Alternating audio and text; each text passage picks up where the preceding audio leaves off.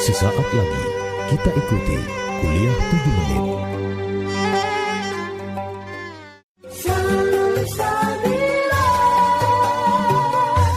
Assalamualaikum warahmatullahi wabarakatuh. Bismillahirrahmanirrahim.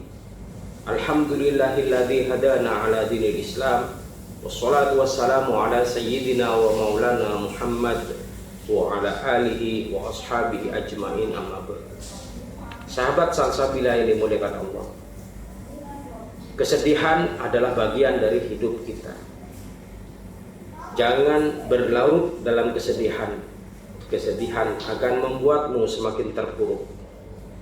Dr. Alexis Carrel, pemenang hadiah Nobel dalam bidang kedokteran, mengatakan, para pekerja yang tidak tahu bagaimana menghadapi kesedihan akan mati lebih cepat. Kesedihan mampu menghalau kita kepada penyakit-penyakit lain. Misalnya lebih mendalam lagi adalah depresi. Kesedihan yang diperbolehkan yaitu sedih karena takut akan azab Allah yang pedih. Sedih karena keimanan yang kian hari kian merosot. Sedih karena belum mampu menjadi insan yang lebih baik. Dan sedih karena ibadahnya yang dirasa masih sedikit. Kesedihan yang tidak diperbolehkan yaitu sedih karena meratapi nasib yang berujung kepada menyalahkan takdir. Sedih karena paras wajah dan hal-hal lain yang menunjukkan sikap tidak syukur dengan keadaan dan takdir yang sudah digariskan oleh Allah dalam kehidupan yang fana ini. Dalam menghadapi ujian yang datangnya seringkali tanpa permisi, maka sikap yang harus kita tunjukkan adalah dengan bersabar dan bersikap tenang. Ingatlah, setiap masalah menuntut kesabaran dan kebesaran jiwa serta kelapangan hati. Yakinlah bahwa perkara-perkara yang menyulitkan hanya takluk dengan satu obat, yaitu sabar. Demikian juga ketenangan. Ia sangat berperan membantu seseorang saat melewati masa-masa sulit yang menghadang. Kesabaran ini tiada batas.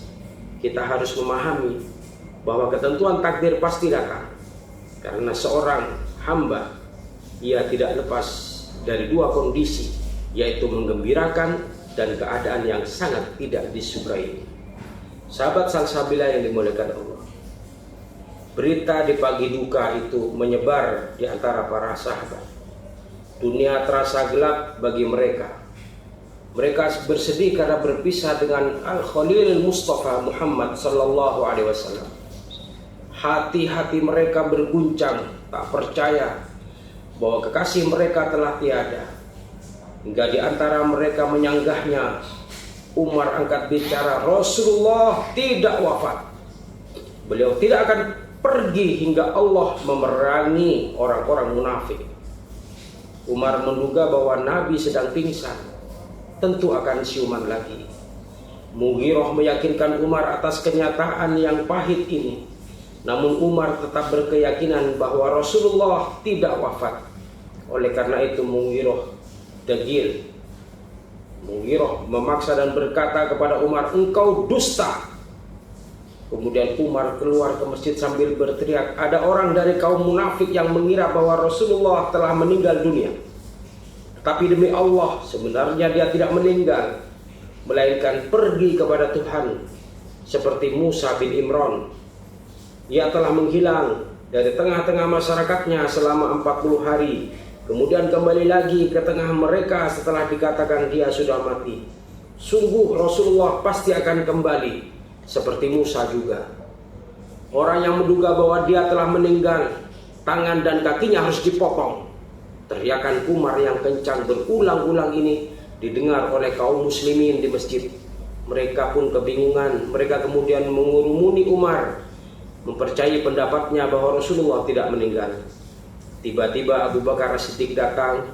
Ketika dilihatnya kaum muslimin dalam keadaan demikian dan Umar sedang berpidato, ia tidak berhenti lama-lama di tempat itu, melainkan terus ke rumah Aisyah tanpa menoleh lagi. Ketika masuk ke rumah anak perempuannya, dilihatnya Nabi di salah satu bagian dalam rumah itu sudah diselubungi buruk hibara yaitu kain buatan Yaman. Abu Bakar menyingkap selubung itu dari wajah Nabi dan menciumnya sambil berkata, "Alangkah indahnya di waktu engkau hidup, alangkah indah pula di waktu engkau mati. Demi ibu bapakku, maut yang sudah ditentukan kepadamu sekarang sudah sampai kau rasakan. Sesudah itu takkan ada lagi maut menimpamu." Tak lama kemudian Abu Bakar keluar. Ternyata Umar masih bercakap dan meyakinkan orang-orang bahwa Nabi Muhammad tidak meninggal. Di tengah kerumunan banyak orang, lewatlah Abu Bakar di antara sela-sela. Dia berjalan menghampiri Umar dan menasihatinya serta menguatkannya.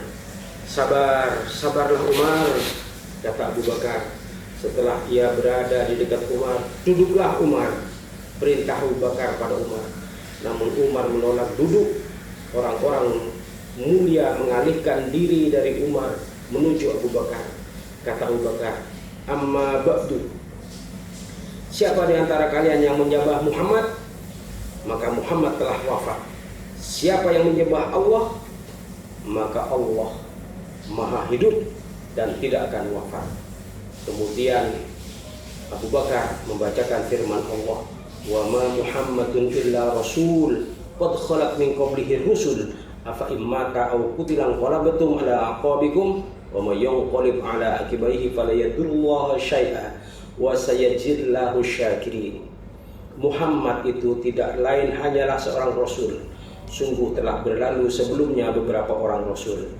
Apakah jika dia wafat atau dibunuh karena berbalik ke belakang atau murtad, barang siapa yang berbalik ke belakang, maka ia tidak dapat mendatangkan mudarat kepada Allah sedikit pun, dan Allah akan memberi balasan kepada orang-orang yang bersyukur. Wallahu a'lam. Wassalamualaikum warahmatullahi wabarakatuh.